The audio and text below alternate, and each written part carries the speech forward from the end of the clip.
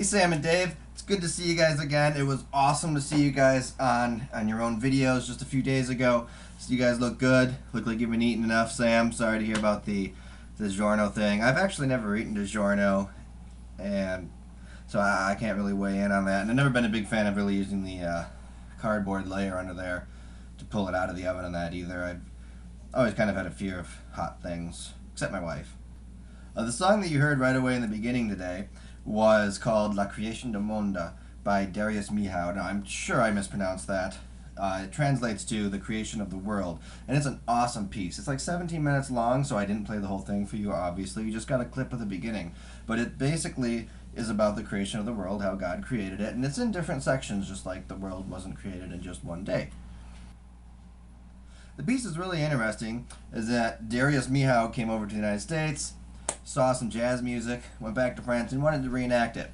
Now, he must have not really seen that great of an example of jazz music, because what he created is decidedly not jazz and much more orchestral in nature.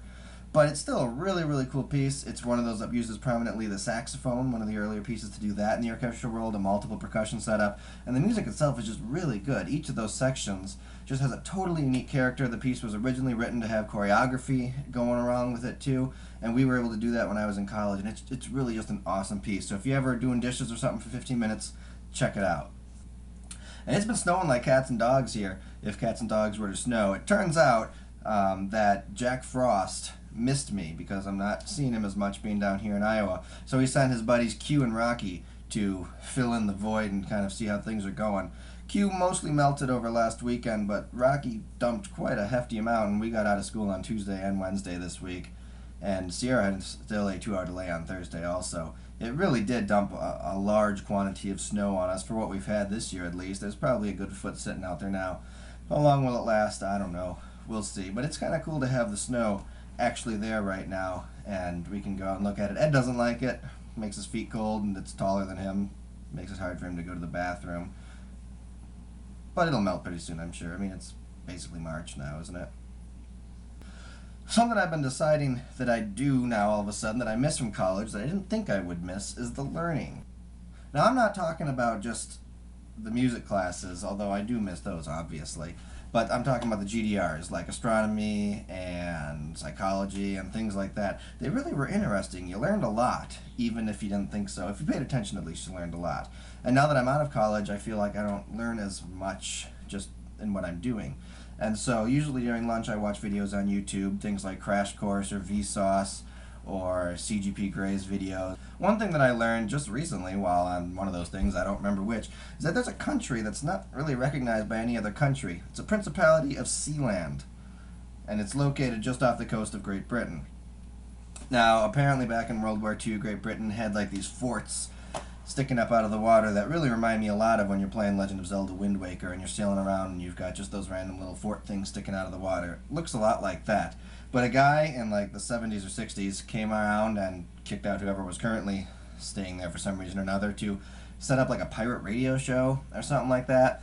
And he like called it the country of Sealand. And at the time, Great Britain decided that they didn't really care too much because their current laws, they didn't own that far out into the ocean. And so he created his own flag, his own currency, his own passport. It's just really amazing, and I'm going to try to put something either in the description or, if I'm really able to do it, somewhere floating around me there'll be something. Sealand is really an awesome story to look into, even if you just like watch it on Wikipedia or something. It sounds a lot like some kid on a snow day made a fort, and then some other kids came over and like, I want that fort, and there was like this battling, and it's really quite hilarious because it's just kind of stupid, childish stuff, and it's not even recognized as a country, and you're living out in like the middle of this man-made thing. It's not even land that the country owns or anything like that, and it's just strange and really worth checking out. I'm gonna wrap things up here. I think that this is definitely gonna work, I think, and it's gonna be awesome. Dave, I'm digging the facial hair. Sam, you should really grow some facial hair. It's cold up there, and you never know what's gonna happen. Dave, it's great to hear that you've got all of these things coming up in your life too. If you need help moving during the summer, I'm going to be up there at least some of the time, and if you need some help or something like that, maybe we can connect other than just during the camping time. I really hope that your culinary school thing works out for you, And I just saw on Facebook that Kara just got her tickets to South Africa, so that's pretty exciting, but gotta be kind of nerve-wracking too. And I'm looking forward to your guys' videos coming up soon. Weekend's almost here, got a half day with an in-service tomorrow, so once again, don't forget to be awesome, and have a great one.